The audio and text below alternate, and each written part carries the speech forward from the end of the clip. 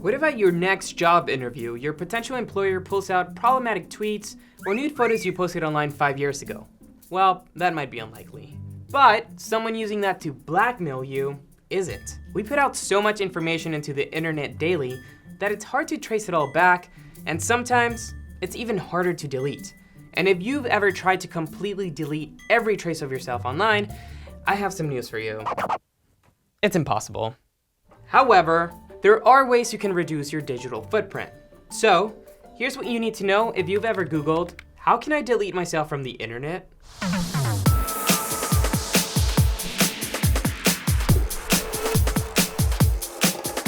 You might be watching this because Edward Snowden influenced you to cover your tracks and you want to know how. Or you might be watching because you're fully aware that landlords, colleges, and employers are probably checking what you do online. And even though we put that information out there voluntarily, it still feels invasive when those strangers look it up. But I just want to start off by saying that deleting yourself from the internet could impact your personal and professional life in many ways.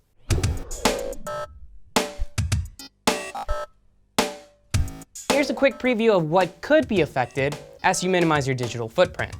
Trump's tweets, streaming music, anxiety-inducing push notifications, loving emails from your mom, late-night TV recaps on YouTube, your ex's Instagram posts, porn, and the ability to watch ConTECHtual. If you're cool with all that, then let's get started with the basics. Now, the easiest way to reduce your digital footprint is by deleting or deactivating your social media. That includes accounts on Facebook, Snapchat, and Twitter, and any other apps you use to post random thoughts, pics, and opinions. By deleting your social media, you immediately reduce the biggest layer of personal data that is publicly available to strangers. But there's a difference between deactivating and deleting. Deleting your account will permanently erase all your data from the public eye and the company's backend server. Deactivating just makes your profile and data invisible to the rest of the online world, but it remains on the servers of the platform. So, you'll want to make sure you know which you're doing. With some companies, you'll have to reach out to them and personally ask for them to delete your data. Google is an example of that. If there's a search result you'd like to take down, you have to reach out. On the other hand, you have companies like Facebook, which have clear instructions available online on how to deactivate or delete your account. But it's important to note that Facebook claims it can take up to 90 days for all your stuff to actually get deleted from its network. Anyway, deactivating is pretty easy. Deleting can be a bit tedious. That's because you'll want to make sure you delete all of your third-party accounts connected to your Facebook and Google first. That means entertainment apps like Tinder, Spotify, Pokemon Go, Hulu, and any other accounts you created using your Facebook or Google login. If you don't delete Tinder before ditching Facebook or Google, you'll lose access, but Tinder will keep all your data. Social media will be the easiest thing to get rid of because you can live without it. But I know y'all need that validation.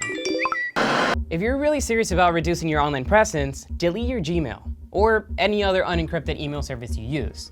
This is necessary because every time you send an email, you're sending your IP address, aka your virtual address, which can very easily be translated to your physical location.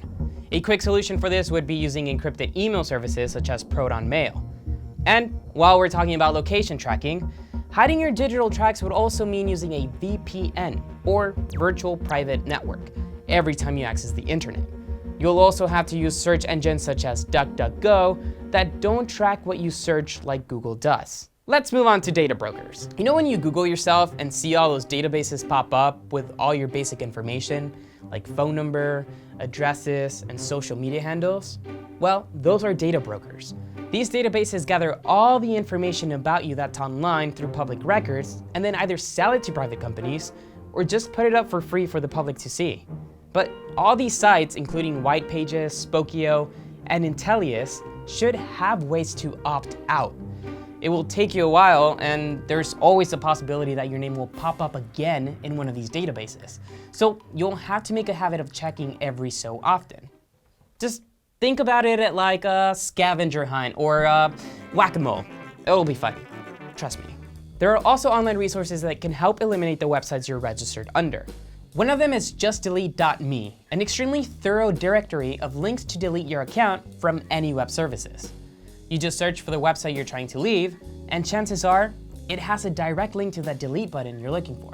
JustDelete.me will also tell you how easy or hard it is to leave a website, and sometimes it'll also have specific instructions on how to do it. As we move into a more tech-friendly future, it will be harder to avoid having an online presence. I mean, it's already hard. We have the option to do almost everything online. Shop, game, communicate, and even get intimate.